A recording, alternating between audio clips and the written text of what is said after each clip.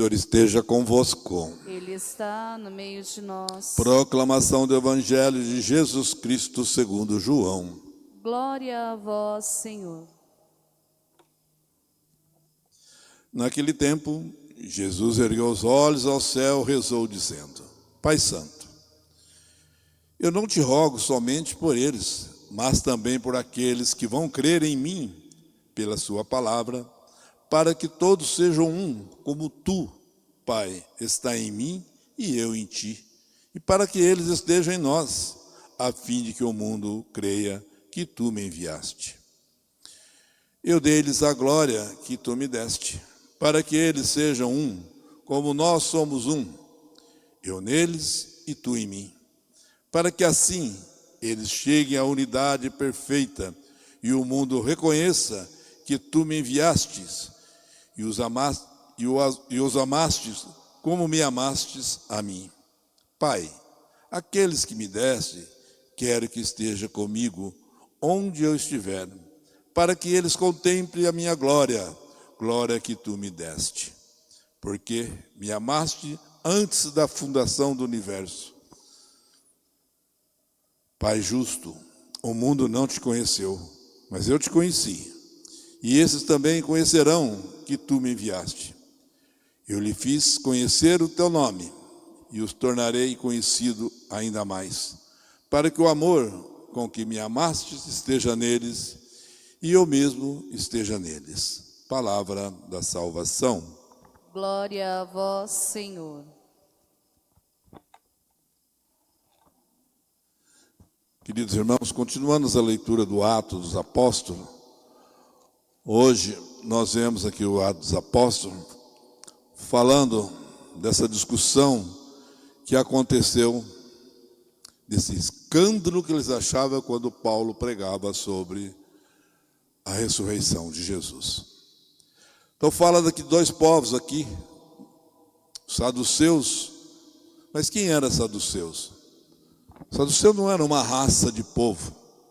Saduceu eram os judeus, ali da Judéia mesmo. Mas era uma seita. Saduceus foi uma seita criada há uns 160 anos antes de Cristo, que teve fim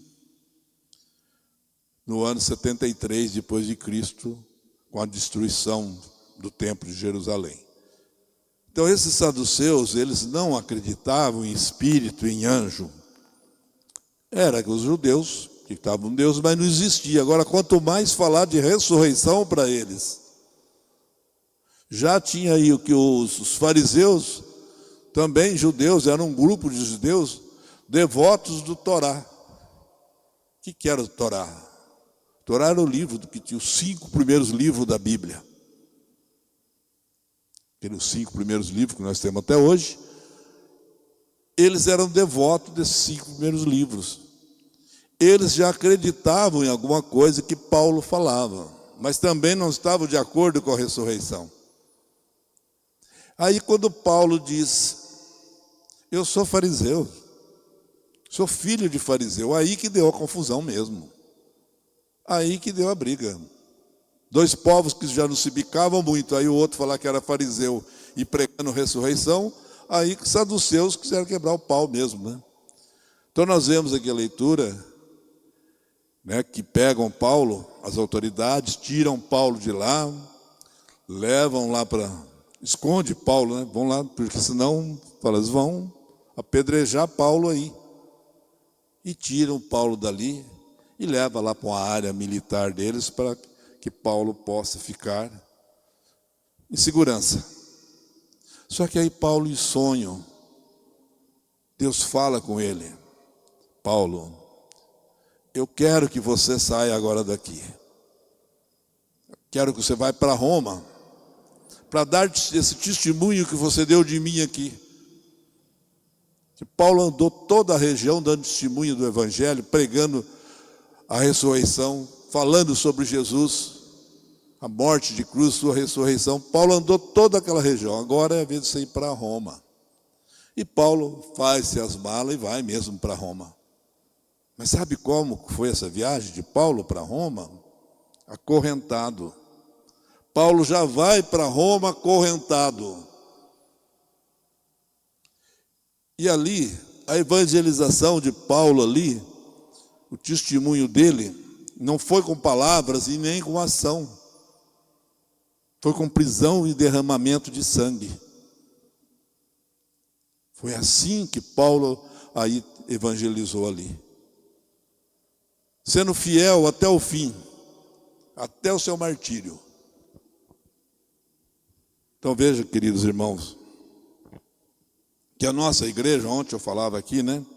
O sangue, nós temos na nossa igreja que custou o sangue de Cristo na cruz. Mas custou também o sangue desses mártires, principalmente dos apóstolos, que morreram mártir pela nossa igreja. É por isso que nós temos que dar muito valor nessa igreja que custou o sangue de vários mártires, que custou o sangue de Jesus, para termos a nossa igreja hoje. Eu comentava isso aí ontem. Então nós vemos aqui o derramamento de sangue, que Paulo vai acorrentado, e lá o testemunho dele é com a morte. Nós sabemos que os apóstolos, menos João, né? Tem apóstolo que nós não temos a certeza da morte, como foi a morte. Mas, provavelmente, todos eles foram mártires, menos João, que ainda era o mais novo, e Deus deu a João uma vida longa, que ele viveu até os 90 anos, viveu 30 e poucos anos depois da morte de Cristo ainda. É por isso que nós temos o Evangelho, temos as cartas de João, é por isso que nós temos o Apocalipse, que João escreveu, e João fala lá no final, né? O que Jesus fez, se fosse falar do que Jesus fez, não caberia em todo o livro do mundo. É porque João viveu tempo, Deus deu longa vida para que ele também evangelizasse e pregasse através da palavra, e a palavra que nós temos hoje. Por isso, meus irmãos, nós temos que viver como verdadeiro cristão, amando essa nossa igreja, que não foi formada com estalo de dedo, não. Não foi formada assim de abrir uma portinha ali e chamar um povo ali. Não, foi com o derramamento de sangue, com o sofrimento de muitos. Primeiro Cristo na cruz. Por isso que ele fala lá para os apóstolos: vocês vão beber o cálice que eu vou tomar, né? Vocês vão tomar esse cálice? Ah, vocês vão tomar sim. E tomaram mesmo, do mesmo cálice, o cálice do sangue, porque derramaram também o sangue pela nossa igreja. Então hoje nós vemos essa continuidade do Atos dos Apóstolos, e todos os tempos que a gente vem lendo, durante a Páscoa, essas oitavas da Páscoa, todos esses dias aí, do tempo pascal, falando dos Atos dos Apóstolos, nós vemos a perseguição que eles tiveram e o sofrimento que tiveram para nós termos a nossa igreja hoje. Hoje nós chegamos todo bonitinho, sentamos aqui no banco, mas não sabemos o quanto que custou para nós termos a nossa igreja católica, apostólica, romana, aquela deixada por Jesus através dos apóstolos. Por isso que Jesus aqui hoje, esse evangelho também, é o capítulo 17, que é o mesmo de ontem. Ontem nós fomos até o versículo 19, e hoje vai até o 26. Mas é a oração de Jesus. Jesus continua em oração pelos seus discípulos e pelos cristãos que viriam, que somos nós. Jesus continua em oração, não só pela unidade e a caridade dos apóstolos, mas também pela nossa unidade, pela unidade da sua igreja, pela caridade, que a sua igreja tem que ser uma igreja caridosa. É por isso que Jesus vem ainda em oração aqui, mostrando para nós a ligação que ele tem com o Pai, e que nós temos que ter com ele essa ligação de unidade e de amor para chegarmos ao Pai também.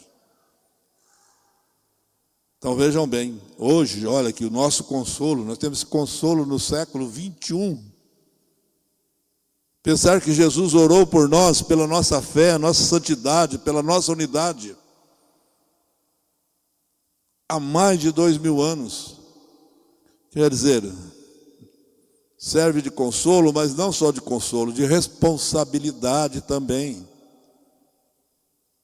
Temos essa responsabilidade de filhos de Deus, de irmãos, de cristãos, também de fazer essa oração pela igreja. Jesus orou por nós, orou pelos apóstolos, orou pelos aqueles cristãos que iam vir. Então, o consolo que nós temos de mais de 2000 anos é um ensinamento do qual nós temos que ter esse compromisso também de rezar pela unidade dessa igreja que custou o sacrifício de Jesus na cruz e o martírio daqueles que falavam em seu nome, daqueles que o defendiam.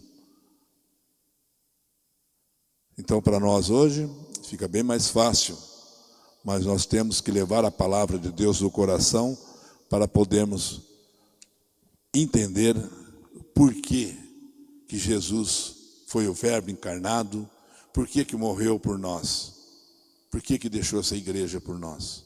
Nós sabemos que é para a nossa salvação, mas nós temos que viver então essa unidade e caridade que Jesus pede em oração neste Evangelho. Louvado seja nosso Senhor Jesus Cristo. Para sempre seja louvado.